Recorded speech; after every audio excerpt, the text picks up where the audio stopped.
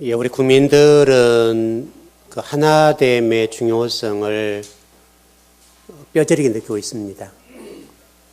이번에 그 미국 대통령이 우리나라를 다녀가셨는데 그런 얘기가 있죠. 트럼프가 실리를 챙겨갔다. 많이 이제 무기를 팔았단 말이잖아요. 굉장한 무기를 팔고 갔다. 어떻게 보면 세일즈 얘기를 한 거죠. 남북이 분열되고 또 우리 국민들 사이가 분열되니까 우리가 약하잖아요. 좀 예를 들어보면 여러분 이스라엘 나라는 이스라엘 중심으로 13개의 아랍 국가가 이렇게 둘러싸여 있습니다.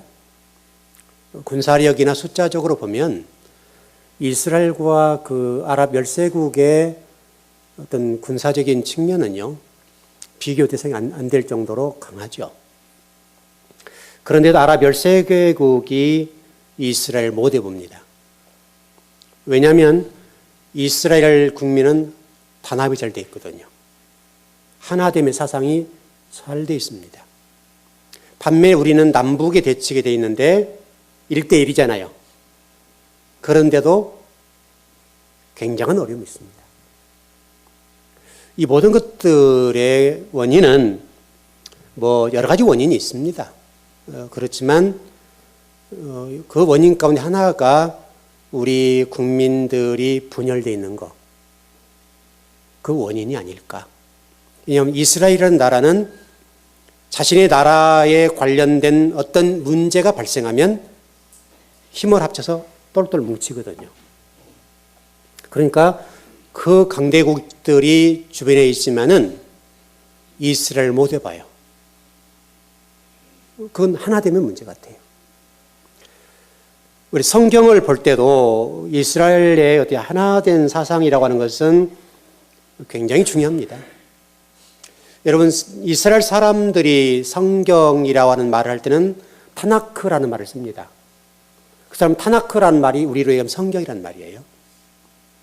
그 말은 토라와 느비딤과 케투빔이라고 하는, 예를 들어서 우리가 쉽게 해서 모세 오경, 또 그 다음에 뭐 역사서, 애언서 이렇게 돼 있잖아요. 그거를 그 사람들이 하나로 뭉쳐서 타나크라는 단어를 씁니다.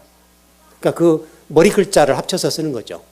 머리 글자를 써서 성경책이라는 말을 쓸 때 타나크 이렇게 얘기를 합니다. 그만큼 유대인들은 하나로 만드는 것을 좋아해요. 굉장히 좋아합니다. 그거 상당히 우리 좀 생각을 해봐야 돼요. 더 나가서 그 하나됨이라는 단어들을 히브리어로 좀 보니까요. 두 가지 단어가 있는데 야하드라는 단어와 에하드라는 단어가 있습니다. 거의 하나라고 하는 얘기예요. 그러니까 성경 속에 이 단어가 그대로 녹아 있습니다. 기록되어 있고요. 특별히 에하드라는 단어의 어근을 찾아 들어가서 보니까 하나라는 의미예요. 에하드라는 단어예요. 물론 이 어근이 아하드라는 단어입니다. 야하드라는 단어도 그렇고 에하드라는 단어도 그렇고 어근이 아하드예요. 아하드라는 단어인데 하나라는 말이에요. 굉장히 중요한 단어예요. 이 에하드라는 단어가 부사로 쓰이게 되면 야하드가 되는데 이 야하드가 될 때 이 단어가 어떻게 쓰이냐에 따라서 내용이 달라집니다. 똑같은 단어인데 어떻게 누가 이 단어를 사용하느냐에 따라서 긍정적인 의미로 쓰이기도 하고 부정적인 의미로 쓰인다는 거예요. 다시 설명하면 어떤 경우는 생산적이고 비전적인 의미가 되겠지만은 어떤 경우들은 파괴하는 단어가 돼요. 똑같은 하나됨인데 파괴자가 되는 거예요. 여러분 성경 창세기 천지창조라는 단어들을 볼 때에 하나님과 관련된 내용들을 쓸 때에 이런 단어를 쓰고 있어요. 창세기에 이런 단어를 굉장히 많이 쓰고 있다는 거예요. 그러나 그 반면에 단체나 어떤 것들을 깨트리는 데 쓰일 때도 똑같은 단어가 쓰여요. 우리가 이걸 상당히 생각해 봐야 돼요. 우리나라 같은 경우들은 이 야하드라는 단어가 생산적인 단어로 쓰이기보다는 파괴적인 데 쓰이고 있다는 것을 볼 수가 있어요. 단체를 곁들이고 국가와 국민들 사이를 나눠놓는 거예요. 상당히 주목해 봐요. 예를 좀 들어서 보면 여러분 시편 98편 8절을 한번 보시죠. 시편 98편 8절입니다. 한번 찾아보시죠.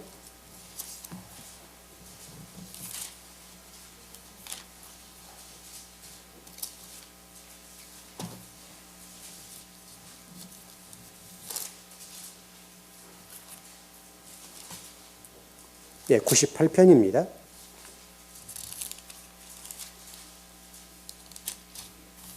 8절입니다.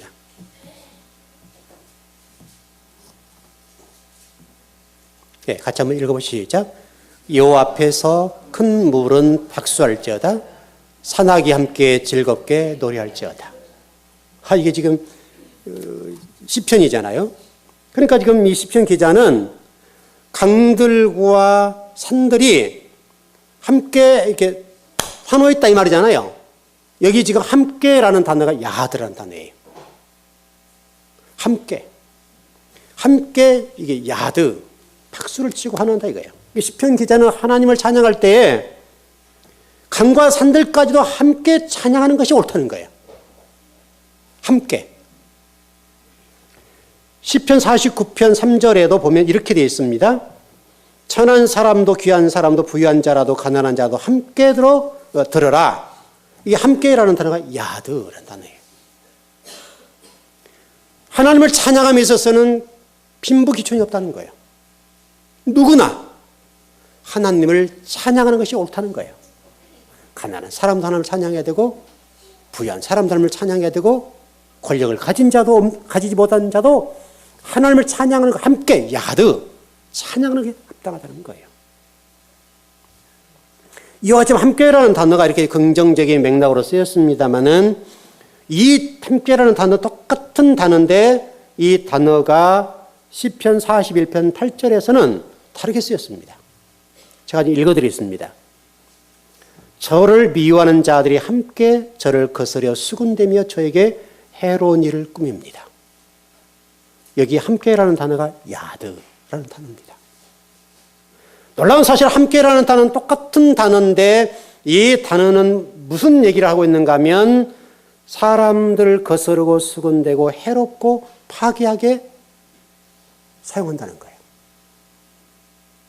그러니까 지금 저와 여러분이 야드라는 단어를 생각하면서 나는 과연 하나님 나라를 위해서 쓰임받을 때에 힘을 모으고 함께하는 쪽에 쓰임받는가 아니면 41편 8절의 말씀과 같이 야드는 하는데 거스르고 수군대고 해로운 말을 꾸며서 이간질을 시키고 단체를 파괴하고 내가 속한 어떤 곳과 내가 예배하는 어떤 곳에 모두를 파괴하는 쪽에 쓰임받는가 이걸 생각해 보라는 거예요.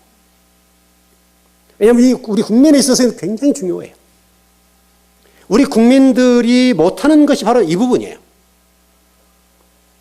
한 사람은 강하지만 둘은 약해요. 한 사람은 똑똑해요. 그럼 두 사람이 모이면 약해요. 이게 우리 국민성의 문제예요. 사실 저번에도 말씀드렸던 것 같은데 우리 국민 이것은 반드시 극복해야 돼요. 이스라엘은 아주 작은 나라고 우리 강원도나 경기도 정도 된다고 그러잖아요. 경기도 정도를 보는데 그렇게 국민이 많지 않고 땅이 그리 좁아요. 크질 않아요. 길기만 길지 큰 땅이 아니에요.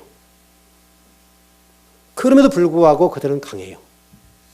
그 아랍 13개의 국가가 그 조그마한 이스라엘을 못 해본단 말이에요. 여러분 최근에도 여러분 어느 나라를 그냥 공격해버렸잖아요.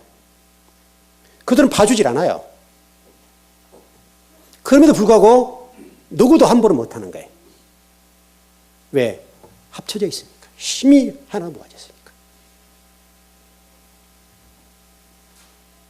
여러분 시편 62편 7절에 보면 이렇게 말씀하고 있어요. 그들을 모두 저울판 위에 올려놓아도 숨결보다 가볍다. 다시 설명하면 이 말은 어떤 말이냐면 야들 하긴 하는데 거스르고 수군대고 해롭고 파괴하는 쪽의 사람들을 저울에 올려놨더니 그 올려놓은 사람들이 숨결, 이 숨 하나보다 가볍다는 거예요. 우리 인간이 지금 이런 존재예요. 그런데 그런 존재들이 파괴적인 그런 언어를 쓰고 그렇게 단체를 파괴하는 데 쓴다. 이런 말을 좀 하고 있어요. 놀랍게 이사야 예언자는 이렇게 얘기합니다. 포도 노래에서 이렇게 합니다. 가시덤불과 엉겅퀴가 있으면 그것을 쳐 없애려고 달려들어 모조리, 이게 야드라는 단어입니다. 불태워 버린다. 이게 이사야 27장 4절의 말씀입니다. 이사야 선지자라는 사람은 그런 사람들이 모조리 모여서 어떤 일을 하는데 그것들은 반드시 어떻게 된다는 거예요? 모조리 야드 불태워 버린다.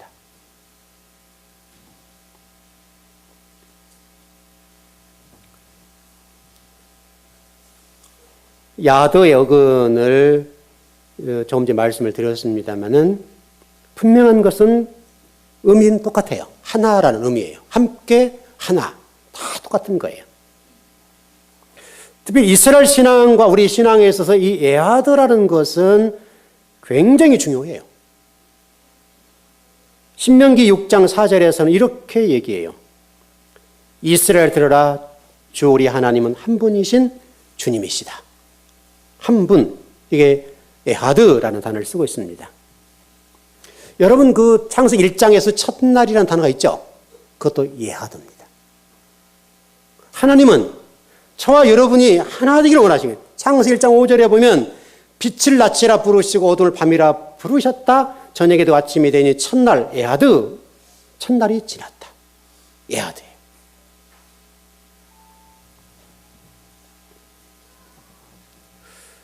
여러분 그 사울 시대에 아주 갈등이 심했습니다. 다윗파와 사울파가 굉장히 심했습니다.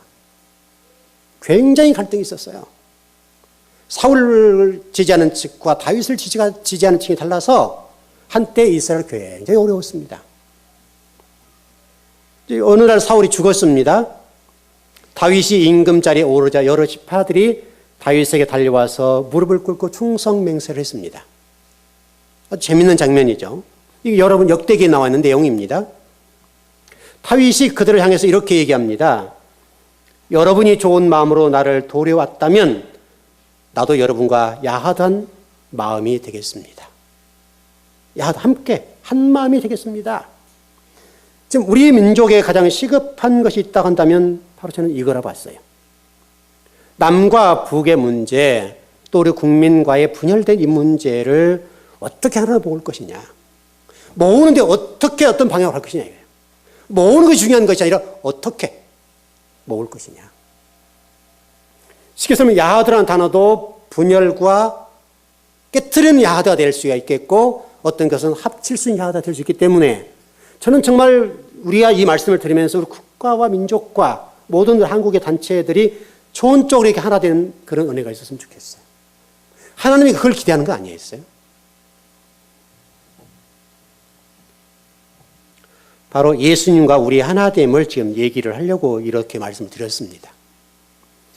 예수님께서는 저와 여러분이 바로 하나 되기를 원하십니다. 이게 굉장히 중요한 겁니다. 놀랍게도 지금 이 하나됨의 문제가 여전히 우리 성경에서 증언하고 있는 것과 같이 또 우리 스스로도 마찬가지입니다만 굉장히 어려운 얘기라고. 여러분 고린도전 3장 16절 17절에 보면 이런 말씀이 있습니다. 너희는 너희가 하나님의 성전인 것과 하나님의 성령이 너희 안에 계시는 것을 알지 못하느냐? 누구든지 하나님의 성전을 더럽히면 하나님이 그 사람을 멸하시리라. 하나님의 성전은 거룩하니 너희도 그러하리라. 뒷부분을 좀 계속 해석을 해드리겠습니다만은 이 본문이 우리 주님과 저와 여러분이 하나됨의 문제를 정확하게 짚어놨어요. 이런 질문을 좀 해보겠습니다. 한 두 가지 좀 질문해 본다면, 여러분 성령 해방죄라고 하는 게 뭐죠? 한번 고민을 해보십시오. 여러분이 생각하는 성령 해방죄와 성령이 이 땅에 오신 목적이 정말 뭐냐 이거죠. 성령이 이 땅에 오셔서 무엇을 하시기 위해서 오셨는가? 그리고 성령 해방죄라고 하는 것이 뭔가? 바로 이게 지금 고린도전서 3장 16절 17절에서 이 문제를 다루고 있어요. 바로 이 성령 해방의 문제와 그리고 성령님이 이 땅에 오신 목적을 설명하고 있는 단어예요. 내용이에요. 성령 일단 정리를 하면 성령님께서 이 땅에 오신 목적은 나라는 존재와 예수 그리스도와 연합됨, 다시 한번 하나됨, 이것을 위해서 오셨습니다. 성령님이 이 땅에 오신 목적은 하나예요. 여러분이라는 존재, 나라는 존재와 예수 그리스도가 연합되어서 하나 되게 하기 위해서 오셨다는 거예요. 이거를 굉장히 여러분 잘 생각하셔야 돼요. 여러분 안에 성령님이 계십니까? 안 계십니까? 계시죠? 분명히 계십니다. 계시는데 문제는 하나가 됐냐 안 되냐 이거예요. 성령님이 저와 여러분 존재 안에 계십니다. 그런데 성경은 지금 뭐라고 설명하는가 하면 성전을 너희를 더럽혔다 이렇게 얘기한단 말이에요. 성령님이 지금 안에 계시는데 너희들이 지금 성령이 계시는데 왜 너희들이 지금 하나님의 성전을 더럽힌다 이런 얘기예요 지금. 왜 더럽히냐? 더럽히면이라는 전제를 달았어요. 그렇게 되면 하나님이 그 사람을 멸해버리겠다. 도대체 뭐기에 성령이 우리 안에 들어올 성전이 된다는 것이 왜 이렇게 중요하며 성전이 되지 못하고 더럽혔다는 말이 왜 중요한가를 설명하는 거예요 지금. 왜? 성전이 안 되면 어떻게 더럽히게 되면 어떻게 된다는 거예요? 하나님이 그 사람을 멸해버린다는 거예요. 굉장히 과격한 말이잖아요 여러분. 멸한다는 말은 좋은 말이 아니잖아요 여러분. 여러분 성전이 더럽혔다는 말이 뭐예요 여러분? 여러분이 이해하는 건 뭐예요? 성전이 더럽혀졌다를 이해할 때 여러분은 어느 수준으로 이해하시냐 이거죠. 우리는 대개 이렇게 생각할 거예요. 나 같은 것이 라는 전제를 깔면서 내 몸을 더럽혔다 이렇게 이해를 하고 있을 거예요. 그런데 미안하게도 그런 말이 아니에요. 여러분과 저는 다 죄인이에요. 어차피 주님이 보실 때는 다 똑같아요. 똑같은 죄인이 뭘 더 다른 게 뭐가 있겠어요? 여러분 이해되시죠? 그러니까 주님이 지금 우리 몸을 더럽혔다 이런 걸 따지는 게 아니란 말이에요. 어차피 저와 여러분은 예수 그리스도가 아니면 구원의 대상에서 죄래요. 어차피 저와 여러분이 죽는 그날까지 땅속에 우리가 묻히는 그 순간까지 예수 그리스도가 아니면 우리는 죄인에 불과해요. 의인은 없나니 하나도 없다. 이 땅에 존재하는 사람 그 어떤 사람도 의인은 없어요. 근데 우리는 늘 얘기해요. 나 같은 사람이 라고 얘기를 하는 거예요. 나 같은 사람이란 존재 안에는 내가 더럽혔다. 내가 지금 어떤 하나님의 기준에 못 갔다. 그런 말이잖아요. 어차피 우리는 우리 스스로 못 가는 거예요. 여기서 지금 말씀하고 있는 게 뭐냐면 성전 안에 계시는 성령을 더럽혔다는 말이에요. 굉장히 중요해요. 어차피 우리는 우리 몸으로는 구원 못 받아요. 성령님이 들어오셨는데 그 성령님을 내 안에 모셔요. 그 모신 성령님을 더럽혔단 말이에요. 그럼 도대체 이게 뭘까? 요한복음 6장 63절에 보면 이렇게 되어 있어요. 살리는 것은 영이니 육은 무익하니라. 무익하죠 여러분 육은. 내가 너희에게 이른 말은 영이요 생명이라. 성령이라는 것은 말씀이라는 것이고 영이라는 거예요. 이해되시죠 여러분? 여러분의 육체로는 구원 대상이 안 돼요. 우리 안에 거하시는 말씀과 생명이라고 하는 것, 영이라고 하는 것, 그것 때문에 구원받는 거예요.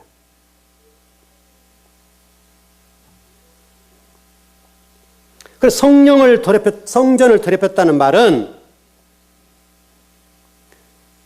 성령과 말씀을 더럽혔다. 좀 더 나가면 생명을 더럽혔다. 성경대로. 그것이 뭐냐면 성령 해방죄예요. 여러분이 성령 해방죄를 이해할 때 이렇게 이해하잖아요. 은사 받은 어떤 일들, 어떤 하나님의 사역을 방해하는 거. 이런 정도잖아요, 우리가. 성령 해방죄라고 하는 것은 다른 것이 아니라 나라는 존재와 성령이 하나 되는 것을 회방하는 것. 그것을 성령 해방죄라고 그래요. 성령 해방죄는 성령 사역을 해방하는 것이 성령죄가 아니라 내 안에 들어온 성령님, 내 안에 존재하시는 성령님과 내가 하나 되지 못하게 하는 그 어떤 것. 그게 성령 해방죄. 여러분, 예수님의 제자들이 예수님을 끊임없이 도망가잖아요. 바로 그와 같은 거예요. 내 안에 뭔가가 있어서 그 마음 땅에 바울이 고백했던 것처럼 한 마음은 주님을, 한 마음은 세상을 따른다 그랬잖아요. 늘 싸운다라고 돼 있잖아요. 그 싸움 가운데 세상이 더 힘이 강한 거예요.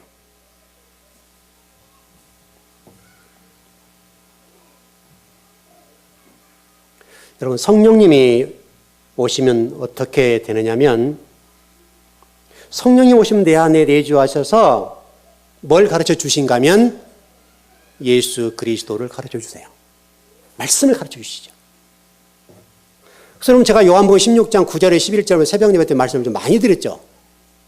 여러분 기억나시죠? 성경은 분명하게 성령님이 있다고 오신 이유를 쭉 설명해 놨어요. 무엇 하기 위해서 오셨는가를 쫙 설명해 놨는데 죄에 대하여, 의에 대하여, 심판에 대하여. 그게 전부예요, 여러분. 죄가 뭔지, 의가 뭔지, 심판이 뭔지를 가르쳐 주시겠다는 거예요. 뭘로? 말씀을 통해서. 여러분, 설교를 들어야 될 이유는 바로 여기에 있어요, 여러분. 다른 데 있는 게 아니에요. 여러분, 설교를 들으면서 내가 지금 이렇게 신앙생활하고 세상을 살아가는데 내가 지금 의가 문제가 되는지, 죄가 문제가 되는지, 심판이 문제가 되는지를 점검해 보라는 거예요. 그때그때 해결을 하면 돼요. 그때그때 말씀을 들으면서 회개를 하면 된단 말이에요, 여러분. 돌이키면 된다고요.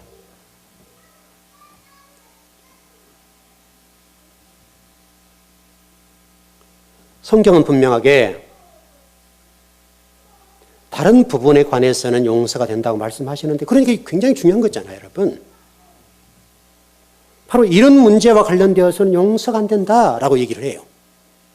바로 성령님이 내 안에 오셔서 주님과 내가 하나 되는 것을 방해하기 때문에 그건 용서가 안 되는 거죠.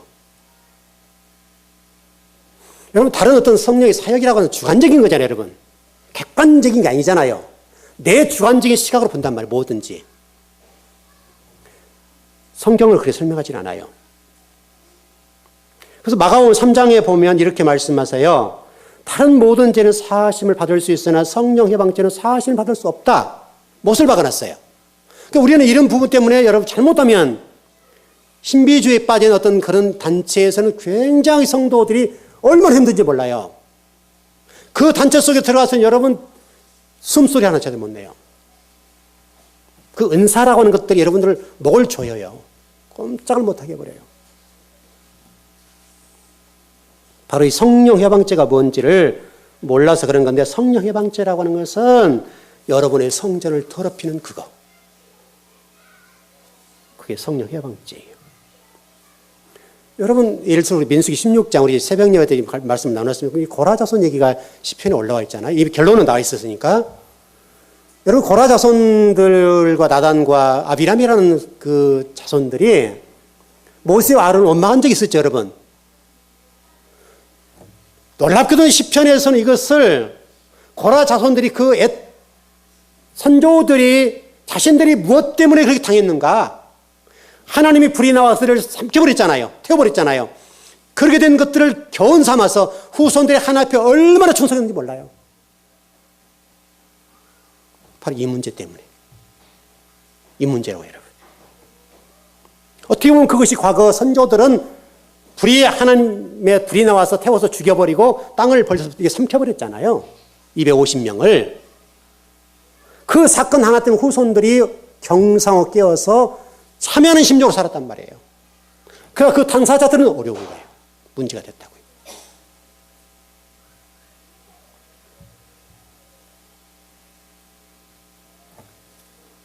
좀 우리가 풀어서 좀 설명을 드려보면 성령 해방죄라고 하는 것은 특별한 게 아니라요.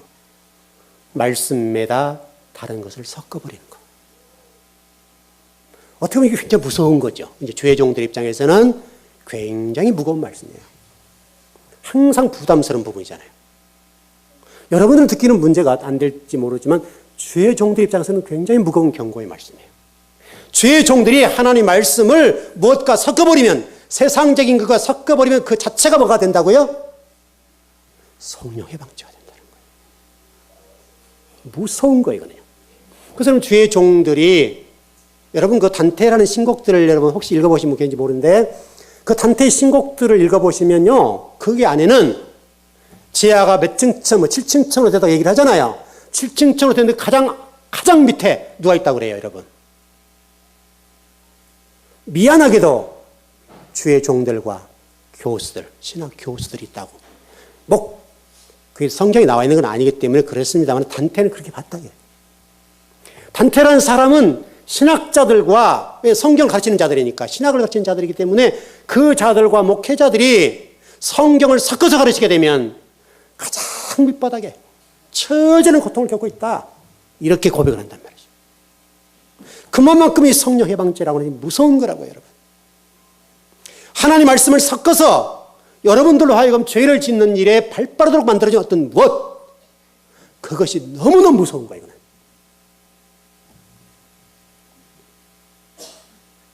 왜 그런가 하면 여러분 가운데 생명이 자라야 되는데 그 생명 자체의 싹을 잘라버리기 때문에 그게 무섭다는 거예요.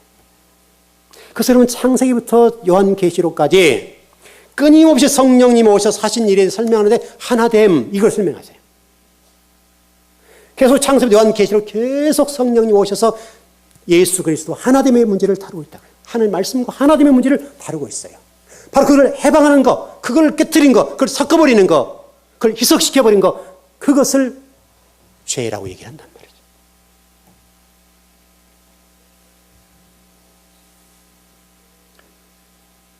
저와 여러분과 성령이 하나 되면 성전이 된다고 성경 설명하죠. 성전. 여러분 성전이라고 하잖아요. 여러분 성전. 성전에 말씀이 섞여버리면 성전이 더러워지는 거죠. 그래서 성경은 누룩과 꿀을 넣지 말아라. 여러분 일전에 설명을 드렸죠, 여러분. 여러분 광야 얘기를 제가 설명을 드렸어요. 이스라엘 백성들이 애굽에 살 때에 먹었던 음식과 광야에 먹었던 음식이 달라요. 그러니까 이스라엘 백성들이 광야 나와서 바로 누룩과 꿀을 넣지 않으니까 먹기 힘들단 말이죠. 근데 여러분 애굽에서는 넣어서 먹었단 말이죠. 여러분 그래서 광야에서는 무교병을 먹는다 그랬잖아요. 무교병. 아무것도 섞이지 않는 거. 순산 말씀 먹었다고. 그러니까 못 견디는 거예요. 왜? 내 자아가 진리로 하나 되지 않았기 때문에. 성령과 내가 하나 되지 않았기 때문에 내가 못 견디는 거예요. 그러니까 모세와 아론을 원망하고 하나님을 원망하잖아요. 하나님 어떻게 하세요, 여러분? 그들의 목숨을 취해버리죠. 다 죽이셔요. 이게 우리의 굉장한 경고이면서 위로가 되는 거예요. 특별히 무교병을 먹고 어떤 신앙생활하는 성도들에게는 엄청난 사건이에요, 여러분. 현대 와서, 과거도 똑같습니다만은 생명을 목숨으로 바꿔버리고 그 사람의 양식을 위해서 살아가죠. 이 겉사람의 필요에 따라서 흙덩이, 우리가 흙덩이라고 그랬잖아요. 땅으로 올라온 먼지이니까. 여러분, 에서가 좋은 예가 되죠. 에서가 장자권을 뭘 주고 팔았어요? 팥죽 한 그릇이라고 그러죠. 팥죽 한 그릇. 이게 간단한 얘기 같은데 그러지가 않다고요. 팥죽 한 그릇이라는 말은 겉사람을 위해서 내 목숨을 위해서 생명을 팔아버리는 거죠. 그거를 얘기하는 거예요, 여러분. 팥죽 한 그릇의 문제가 아니고 이 장자권은 여러분 굉장히 중요한 거예요. 여러분 창세기 5장 마태복음 1장 여러분 그게 하늘 족보라고 그랬잖아요. 하늘 족보 생명의 족보 하나님 형상 모양의 족보라고 그랬기 때문에 이건 굉장히 중요한데 그 족보를 팔았다는 얘기잖아요. 여러분 쉽게 설명하면.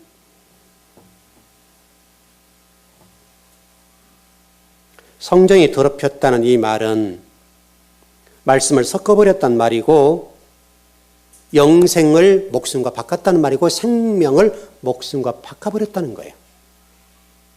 생명이라는 말과 목숨이라는 말이 다른 말이에요. 아시죠?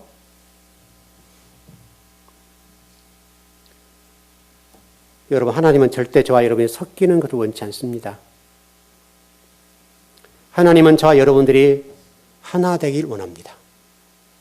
그분과만 하나 되길 원합니다. 하나님과만 하나 되길 원합니다. 거기는 하나님 양보가 없어요. 단호하세요.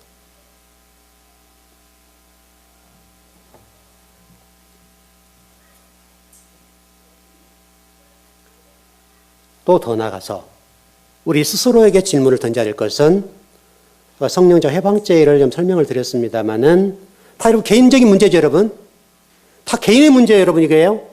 또 더 나아가서는 더 정확히 설명을 드리면 성경 모독죄라고 하는 게 있는데 성령과 내가 하나 되는 걸 방해하는 것도 성령 모독죄라고 그래요. 다 내 문제라니까, 여러분. 내 문제. 누구의 문제가 아니라. 오늘 본문이 그런 말씀이에요, 여러분. 출애굽기 20장 7절을 좀 정리를 해야 되겠는데 너는 내 하나님 여호와의 이름을 망령되이 부르지 말라. 여호와는 그의 이름을 망령되이 부르는 자를 죄 없다지 아니하리라. 제가 몇 주 설교를 했습니다. 여호와의 이름을 망령되이 이르게 되면 죄가 있다라고 설명을 한단 말이죠. 주님은 저와 여러분이 진리 말씀으로 주님과 하나 되기를 원합니다. 이거는 변하지 않습니다. 주님은 끝까지 저와 여러분이 그거를 원해서 가고 계십니다. 그걸 통해서 말씀을 가르쳐 주시고 깨닫게 해주고 이해될 수 있도록 지금도 하고 계십니다. 끊임없이 우리 주님은 그렇게 하실 겁니다.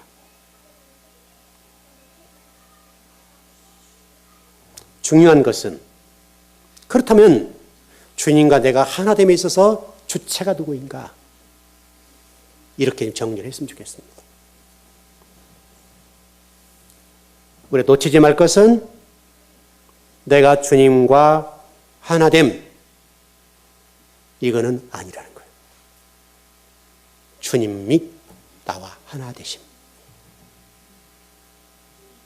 여러분은 절대적으로 주님과 하나 될 수 없어요. 그렇게 됐어도 내가 주체가 될 수 없다고요.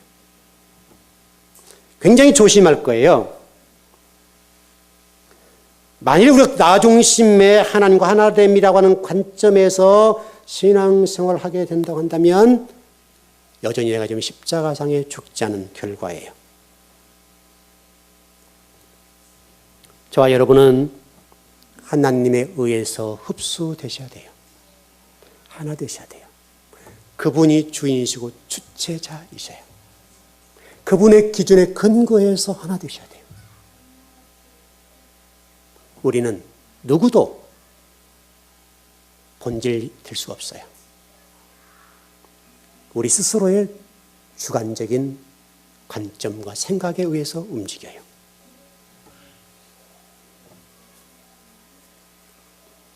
오늘 예배를 드리면서 우리 주님께서 베드로를 부르시면서 이름을 바꿔주셨어요. 여러분 성경 속에는 그런 이름을 바꿔주고 굉장히 많아요. 아브람을 아브라함? 그렇게 됐죠. 사라를 사례를 사라? 맞습니까? 그렇게 됐죠. 야곱을 이스라엘, 여술은 그걸 바꿔주세요. 또 베드로를 시몬에서 케바로 바꿔주세요. 똑같은 성정이잖아요, 우리가. 저와 여러분이 똑같은 성정인데 주님께서는 저와 여러분들 그리스도인이 되길 원하세요. 이름이 바뀌는 거예요. 그리고 반드시 바뀌셔야 돼요. 우리는 우리 스스로의 이름이 있어요. 각자가 불려온 이름이 지금도 있습니다. 그러나 주님은 저와 여러분들이 온전한 그리스도인이 되길 원하십니다.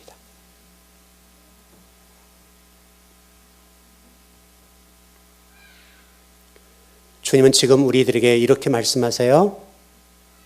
하나됨을 방해하고 하나됨을 깨트리는 것이 망령되이 일컫는 것이다.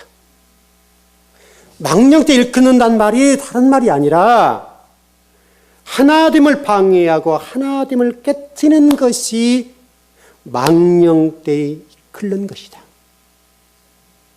성경은 바로 그 부분을 다루고 있어요, 여러분. 그래서 제가 모두에 좀 쭉 설명을 드리는 거예요. 주님과 제가 성령과 하나가 되는 것, 진리와 내가 하나 되는 것을 방해하고 그걸 깨트려버리는 야드, 그것이 뭐냐면 망령되이 일컬는 것이다. 여러분 그 올림픽이나 이런 월드컵 이런 데 보면 우리 운동선수들이 골을 넣거나 어떤 일들에서 승리를 하게 되면 뭐합니까 여러분?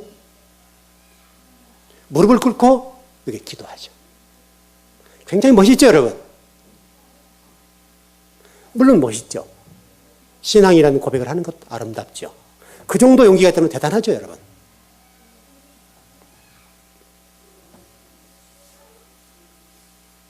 그렇게 된다 하더라도 주님과 하나 되지 않는 상태,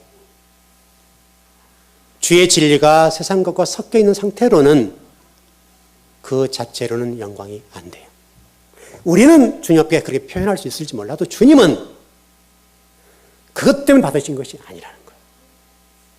여러분의 자녀가 서울대 가고 연대를 가고 고대를 가고 뭐 법대, 의대를 가서 그게 영광이 된다고 생각하지만 그렇지 않습니다. 만일 그게 하나님의 영광이 된다고 한다면 물론 우리가 기뻐할 일이지만 또 칭찬받아야 될 일은 사실이에요. 그러나 서울대 갔기 때문에 영광은 아니에요. 여러분 맞죠? 저 틀리지 않죠?